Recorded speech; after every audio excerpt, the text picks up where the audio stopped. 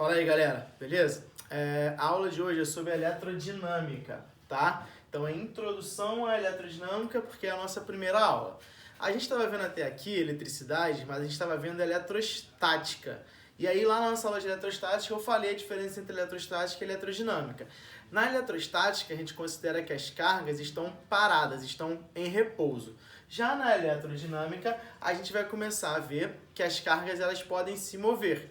E quando essas cargas se movem, a gente está falando de eletrodinâmica. Tranquilo. A primeira coisa que a gente precisa definir é corrente elétrica. Corrente elétrica, que a gente vai simbolizar pela letra I, é definido como a quantidade de carga elétrica que passa por uma seção transversal em uma unidade de tempo. Beleza? A gente já viu lá que os corpos eles possuem cargas elétricas. Eles podem ter cargas positivas ou negativas, certo? Então, se essa carga, uma certa quantidade de carga, ela passa por um fio, né? Vamos botar assim, em uma unidade de tempo, essa quantidade de carga que passa em 1 segundo, 2 segundos, 1 minuto, é o que a gente chama de corrente elétrica. A unidade do SI de corrente elétrica é ampere, tá? É representado pela letra A e a gente lê ela como ampere. Ampere é igual a coulomb por segundo, beleza? Coulomb por segundo. Coulomb é a unidade de carga, segundo é a unidade oficial de tempo, beleza? Então, ampere é a unidade de corrente. Tranquilo. Corrente elétrica, a gente já está acostumado a ouvir esse nome, né? Quando a gente fala, tá sem corrente, às vezes a gente fala, sempre que a gente escuta falar de eletrodomésticos, a gente vê lá qual é a amperagem desse eletrodoméstico, dessa extensão, ou qualquer coisa do tipo. Então, sempre que a gente estiver falando de ampere, amperagem, a gente está falando de corrente elétrica.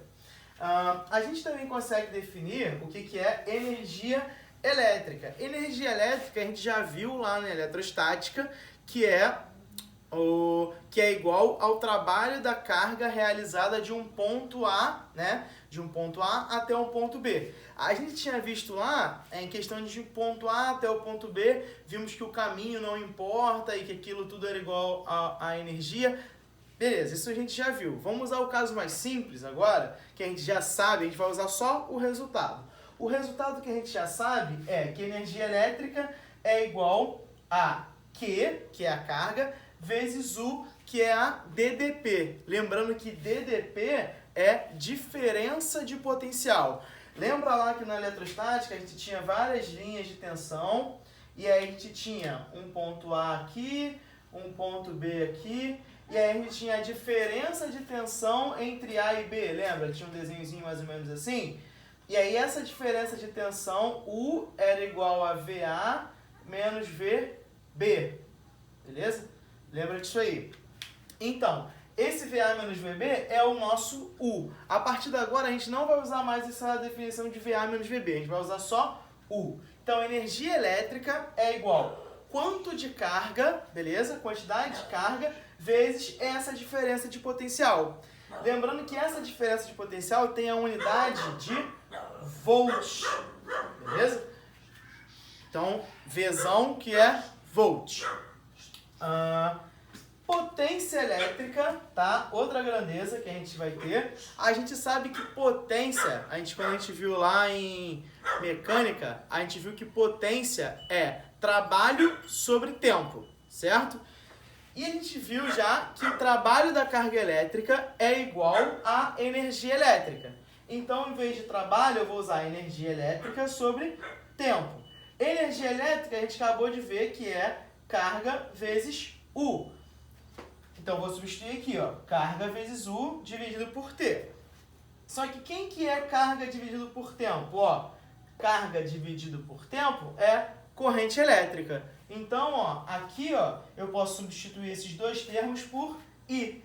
E aí eu fico com P de potência é igual a I, substituindo esses dois, vezes U. Então, potência elétrica é igual a corrente elétrica vezes tensão, tá? Ou DDP. Esse U vocês vão ouvir muito chamar de tensão, tá? Não é um nome oficial, mas é um nome muito usado. o nome certo dele é DDP ou diferença de potencial, mas a gente vai acabar usando muito tensão por ser mais simples, mais fácil de falar, tá tranquilo? Então, ó, potência é igual a corrente vezes, desculpa aí, potência é igual a corrente vezes tensão, tranquilo? E aí, qual que é a unidade de potência? A unidade de potência é W, que é watts, tranquilo? É a mesma unidade de potência que a gente viu lá em potência mecânica. Lembrando que a gente também pode converter o watts em joules, tá? Depois eu vou mostrar pra vocês como é que a conversão tem no livro de vocês também. Tranquilo, já vimos 3 tópicos, tá? Agora a gente vai ver um quarto que é resistência elétrica.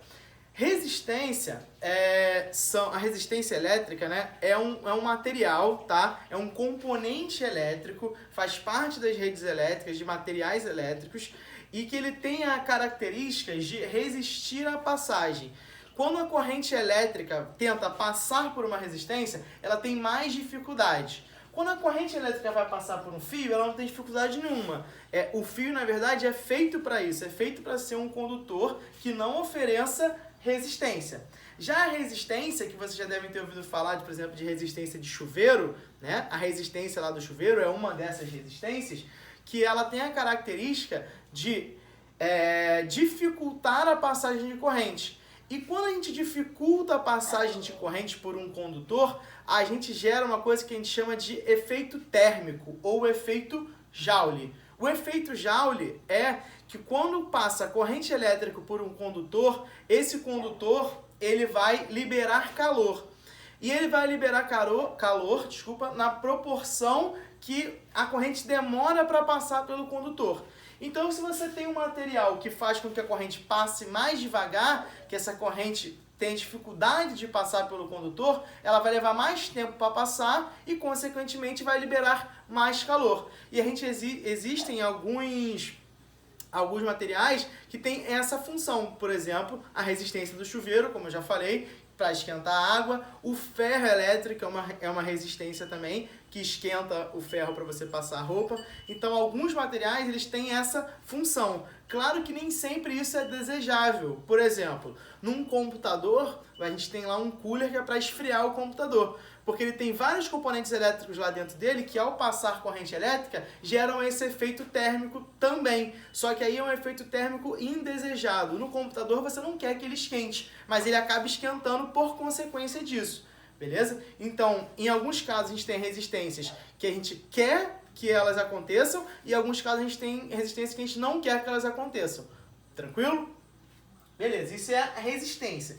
Como que a gente simboliza a resistência no circuito elétrico? A gente vai representar ela, na grande maioria das vezes, assim, mas às vezes pode aparecer assim também, ó, tá? Os dois jeitos a gente está representando uma resistência elétrica. Tranquilo. Então agora vem a parte principal da aula, tá? Presta atenção, que é a lei de Ohm. A primeira lei de Ohm, ela relaciona todas essas coisas praticamente que a gente viu até agora. Ela relaciona corrente, ela relaciona tensão e ela relaciona resistência. As três em uma única fórmula, tá? Ohm, que foi um cientista, ele fazendo experimentos e tal, ele descobriu que alguns materiais, eles têm uma característica em que quando você tem a mesma proporção de corrente e tensão, a resistência desses materiais continua constante. Como assim? Vamos supor que você tenha 10 de tensão e 2 de corrente. Se você aumenta a tensão para 20 e a corrente para 4, a resistência continua a mesma. Se você aumenta a tensão para 30 e a resistência para 6, a resistência continua a mesma. Essa resistência, tá, é exatamente o nosso R. Então ele descobriu que existe uma forma linear que essas coisas se comportam.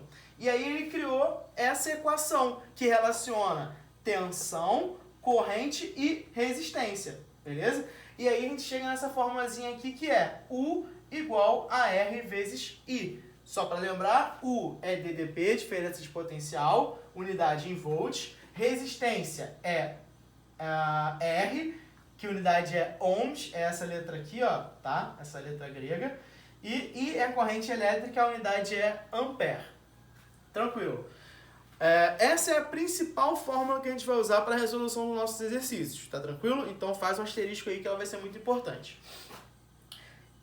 A gente também tem a segunda lei de Ohm, tá?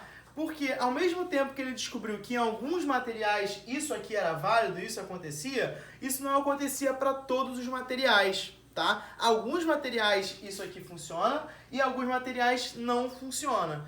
Então a resistência ou resistividade é uma característica do material. Então o cobre vai ter uma resistividade, o aço tem outra resistividade, a madeira tem outra, o plástico tem outra, tá? Tipo o coeficiente de dilatação térmica, tipo a constante eletrostática no vácuo, são aquelas paradas que dependem do material, tá tranquilo? Então, beleza. Quando o material é um material não ôhmico, ou seja, um material que não representa essa equação aqui, tá? E a gente vai ter que usar essa outra equação para achar o R, que ela relaciona a resistividade do material com a geometria do material. Então a gente tem que R é igual a resistividade, esse aqui é uma letra grega também que a gente chama de Rho, tá?